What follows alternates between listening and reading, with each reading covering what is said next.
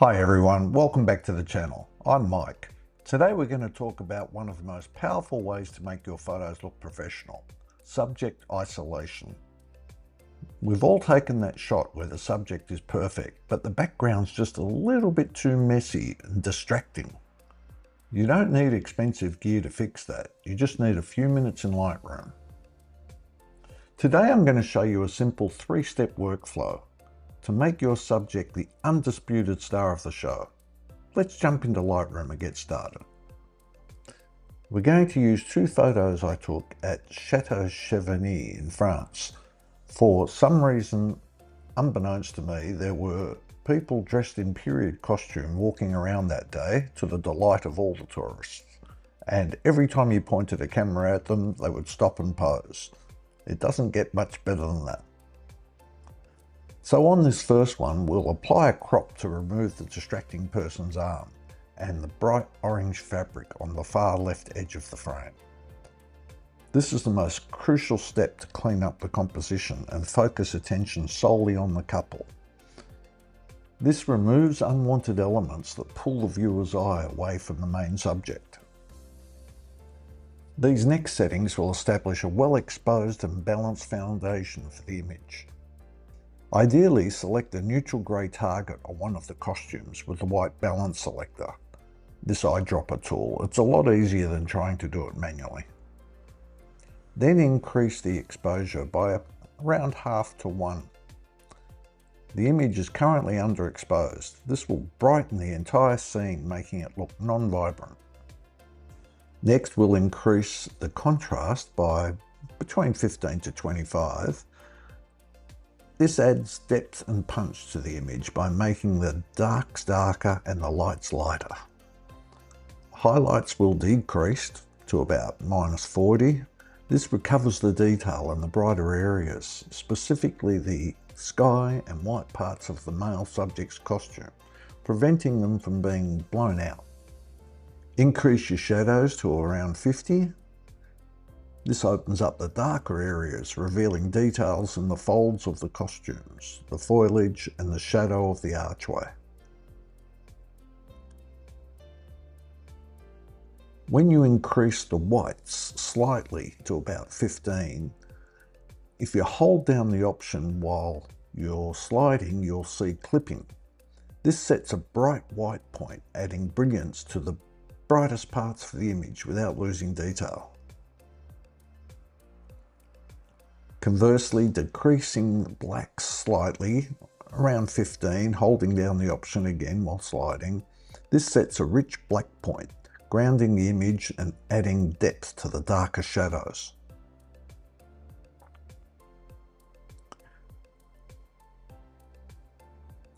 Increase texture by about 10 and clarity by about 15. This will enhance the finer details and tactile quality of the elaborate fabric, lace and flowers.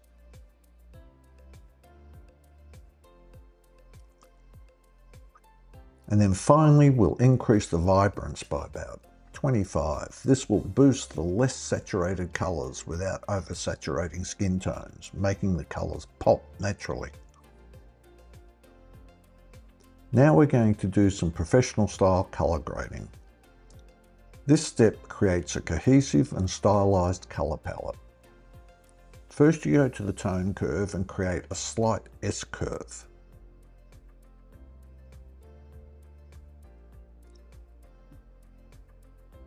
You pull the shadow point down slightly while pushing the highlight point up slightly. This adds a classic professional level of contrast that is far more refined than the basic contrast slider. Then in the HSL color panel, we go to the purples and magentas, wisteria if you like, and in the saturation tab we increase the purple and magenta by around 20. In the luminance tab, increase them slightly to make the flowers glow. The foliage, the greens and yellows, we're going to go to the hue tab and shift the green towards cyan blue, around 15. And yellows towards orange, -10. In the saturation tab, slightly desaturate greens, -10, to make the subject's warm colours stand out more. For the reds and oranges in the dress and skin, we're going to go to the Luminance tab, increase red and orange slightly to brighten skin tones and the pink dress. Ensure the saturation looks natural. This separates the subjects from the background by making the greens cooler and less dominant, while making the pinks and purples of the subjects and wisteria richer and more prominent. In the color grading panel, we're going to go to the highlights and add a warm golden hue, round about 40 for hue and 15 for saturation. In the shadows, we're going to add a cool teal blue hue. Hue around 220, saturation around 10. In the midtones, leave neutral or add a very subtle warm tint. The classic teal and orange look creates colour contrast, adding warmth to the bright areas and a cinematic coolness to the shadows, giving the image a professional finished feel. This is where we really make the subject stand out. They're the most important steps for directing the viewer's eye.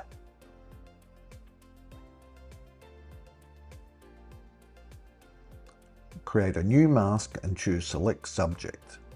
Lightroom will automatically select the couple.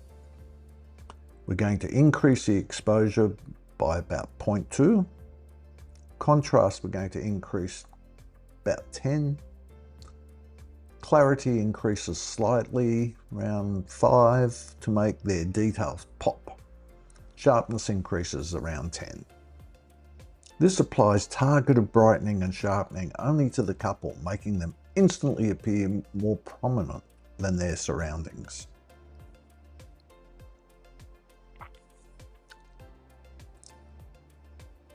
Now, to apply a mask to a background, we take that same mask for the subject and we right click and we can duplicate and invert.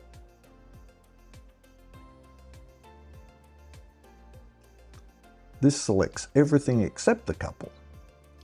We're going to decrease the exposure slightly, about 0.3. Clarity and texture will decrease slightly by about 10.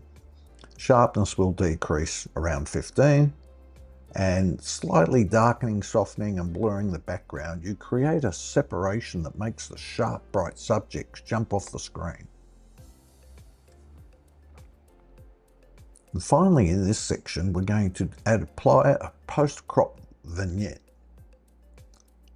In the effects panel, we go to the amount and decrease -25, midpoint, adjust to taste, usually around 45. And feather, we're going to increase to around 75 for a soft, gradual transition. This darkens the corners of the frame, subtly guiding the viewer's eye towards the center where the couple is located. For a final touch on this image, we're going to the detail panel and increase the sharpening to around 45. Hold down the Alt Option key while moving the masking slider to roughly 75.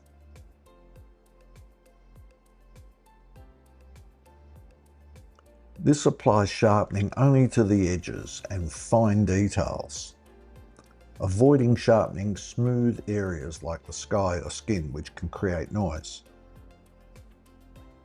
So for the global adjustments of this second image, we're going to start with crop and straighten, where we ensure the vertical lines of the shadow are perfectly straight and the horizon is level to look professional.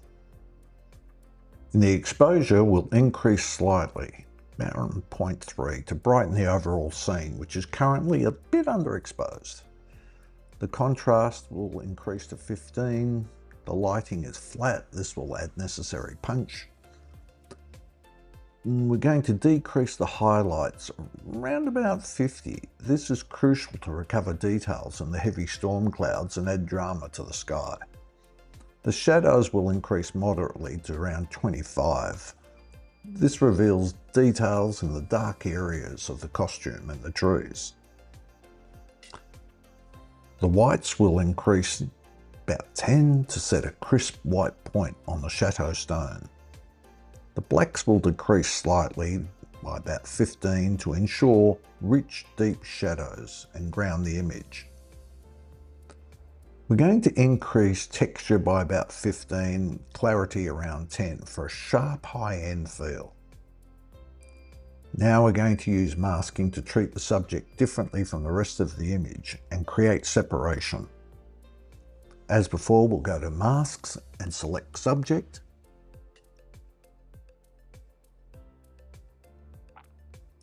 Increase exposure to around 0.4.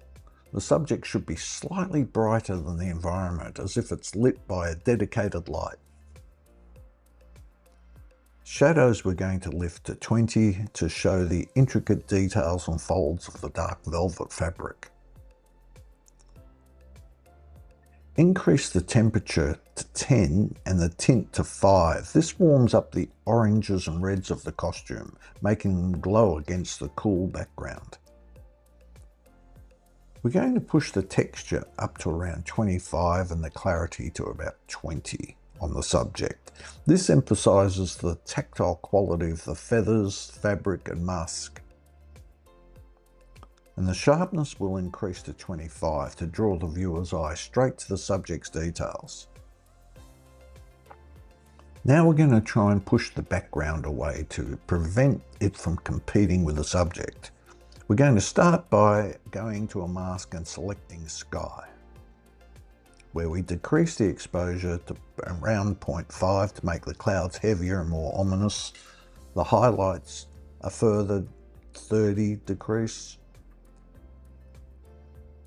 Using dehaze and increasing it to 20, this adds incredible drama and structure to the storm clouds.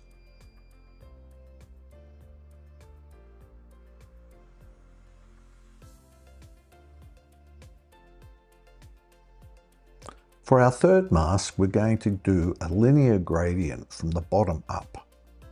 We're going to place it over the gravel path in the immediate foreground and then lower the exposure to 0.3. This darkens the foreground gravel, leading the eye towards the brighter subject.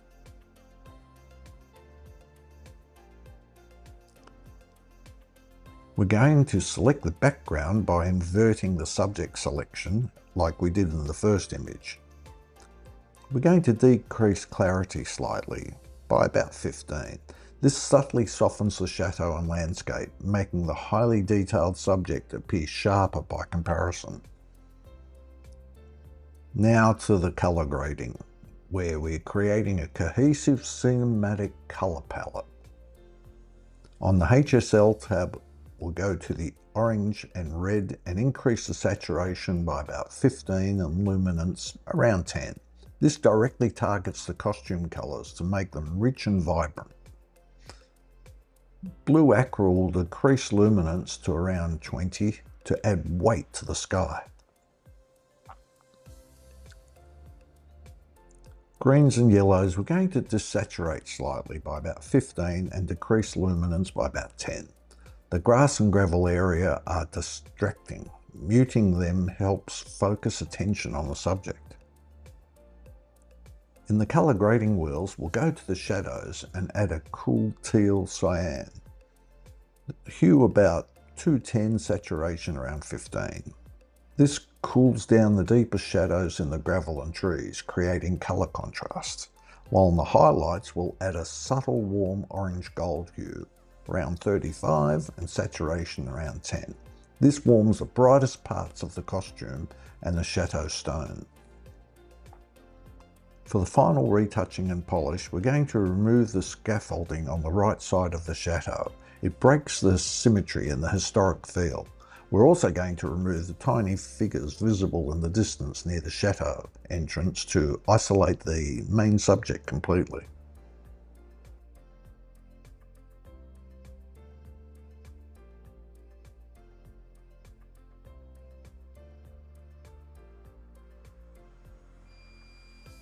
And lastly, we'll add a moderate post-crop vignette, around 25, midpoint 40, feather 80. This darkens the corners and firmly tunnels vision towards the center subject. It really is that simple. By tweaking your masks and being intentional with your light, you can turn a snapshot into a real photograph. If you found this helpful, I'd love it if you hit the subscribe button to join us here at the community of the Aftershot. If you have a specific photo you're struggling to edit, drop a comment below and let's talk about it. Until next time, I'm Mike. Happy shooting, and I'll see you in the next one.